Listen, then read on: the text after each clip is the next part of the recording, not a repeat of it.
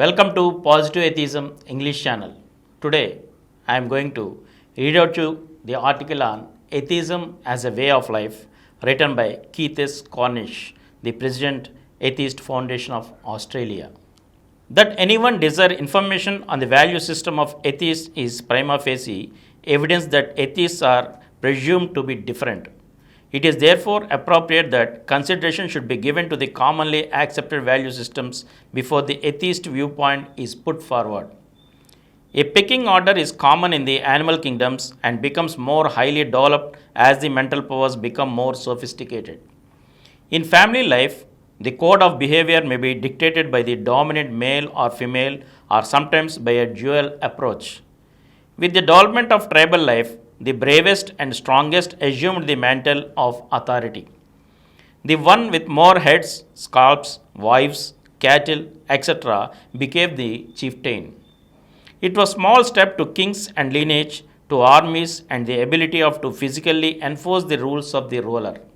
Sometimes it was the mostly wily who managed to be top dog, and occasionally it was the most wise who adjudicated when problems arose, though often they played second fiddle to the bully boy. Obviously, rulers are necessary to enable people to live together in society.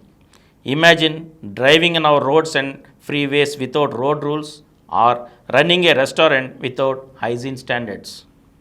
This leads to the question of who or what should lay down the rules and who or what should ensure that they are being observed. To the Greeks belonged the honor of conceiving the idea of democracy as an alternative to a single authority. The Greek model was very narrow, with only a segment of society being deemed worthy of participating. It took well over 2000 years of women to be given to the right to partake in our political process of election, and they are still excluded from many institutions and societies. The British can claim the honor of clipping the wings of the absolute monarch who claimed to rule by divine right and to begin the process which has led to the parliaments of today. We elect our representatives to formulate both our laws and rules of general behavior and the procedures to be followed when they are disobeyed. We are all very much aware of the consequences of when society reverts to one man or a limited clique dictating the rules and having the ability to enforce them. For 4,000 years, there have been men who have attempted to set forth rules to ensure that society function equitably for all. The first recorded of these was the Babylonian king Hammurabi 2300 BC, whose laws were found engraved in cuneiform script. He has been identified with Amraphel of Genesis.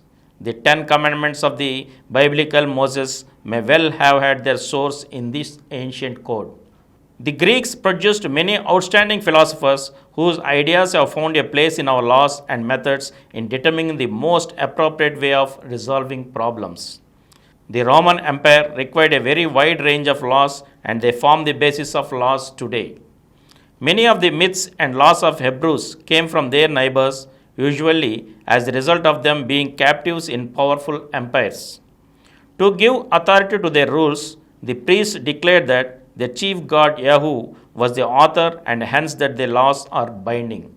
Confucius, 500 BC, whose teachings were enshrined as a religion, was one of a long line of philosophers extending to the present day. Philosophies which purported to have supernatural backing often gave rise to particular religions, especially when given written form and considered sacred. The Vedas, 1000 BC, parts of the Old Testament 500 BC, the New Testament 500 AD, the Quran 650 AD, and the Book of Mormon 21st September 1823, etc. And from here, we shall continue in the next episode again. Thank you.